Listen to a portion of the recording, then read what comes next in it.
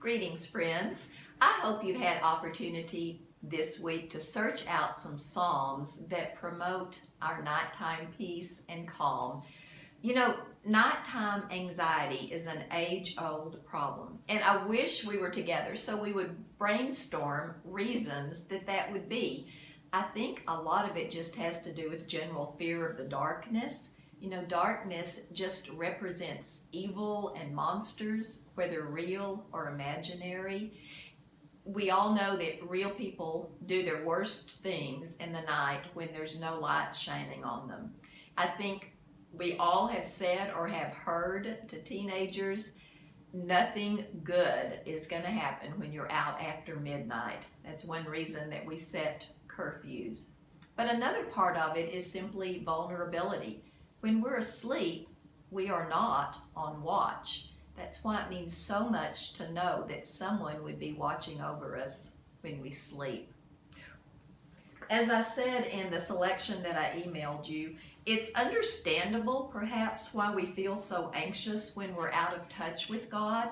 But what I find is that even at times when I'm doing my daily Bible readings and my devotionals and I'm being more faithful in prayer, I can still be ambushed by anxious thoughts at night. And I think that is where these Psalms come in because they can provide such comfort and assurance. It's very helpful as preventative medicine to read them before you go to bed at night. I keep a bookmark by my bed and it has the Psalms and that poem that were in the prayer matters that I sent you. But after this week, when I looked up additional Psalms and some of you sent me some, I did another printout and I will send to you a list of these Psalms, in fact, a printout of them that you can do whatever you want to with them. But again, it's very helpful to me to read one or two of these every night. Now, sometimes I will still wake up anxious. And when that happens, I will do one of two things. I may lay in bed and just in my mind mentally recite or pray one of these back to God. But if that doesn't happen and I still find myself tossing and turning, then I just get up and I will go either to my little prayer nook or I'll go get down to a comfy recliner and maybe read or pray these over and over. Or perhaps read a devotional book or pick up my Bible and just read some additional Psalms. I find that at that point it's just best to go straight to God and spend time with Him. I'm going to give you an example of praying some of these, and again I will provide all of these too for you. Psalm 3:3-5. Lord, you are a shield around me. I call out to you and you answer me from your holy mountain. Lord, help me to lie down and sleep, knowing that I will wake again because you sustain me. Or from Psalm 4:8, Lord, in peace, help me lie down and sleep. For you alone, Lord, make me dwell in safety. The 23rd Psalm is a beautiful one, knowing that, Lord, you are my shepherd. You make me lie down in green pastures. You lead me beside still waters and refresh my soul. Help me, Lord, to rest in that assurance. Psalm 42:8 is a favorite. By day, Lord, you direct my love.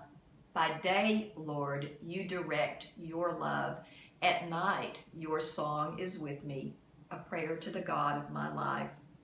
And then just Psalm 46:10-11. Lord, you say to be still and know that you are God. You will be exalted among the nations. You will be exalted in the earth. You are with me, Lord. You are my fortress. Help me to be still and rest this evening.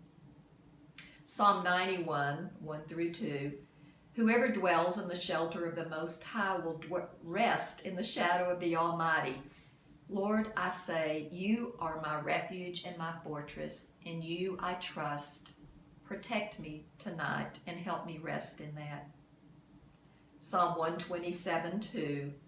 In vain, Lord, I rise up early and stay up late, toiling for food to eat. It is you, Lord, who grants sleep to those you love. I pray that you will help me sleep this evening. And then I always love the Proverbs 3:24.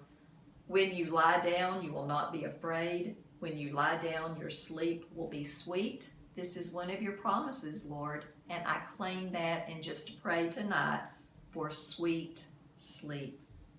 You know, doing this discipline is very much like preventative medicine. I think when we take it regularly, it keeps a lot of issues from arising. Sometimes they will still arise and we need to just be more intentional to do it. And sometimes we just need to go back and resurrect the habit, remembering that we can sleep safely because God is awake. Next week, our assignment is going to be Psalm 125. This is one that could be subtitled, "The Lord Surrounds His People." And I would like for you to read it in at least 2 versions. I want you to say it, work it, and pray it. It begins with, "Those who trust in the Lord are like Mount Zion, which cannot be shaken, but endures forever. As the mountains surround Jerusalem, so the Lord surrounds His people, both now and forevermore." So some questions I want you to consider are, what does that surrounding look like?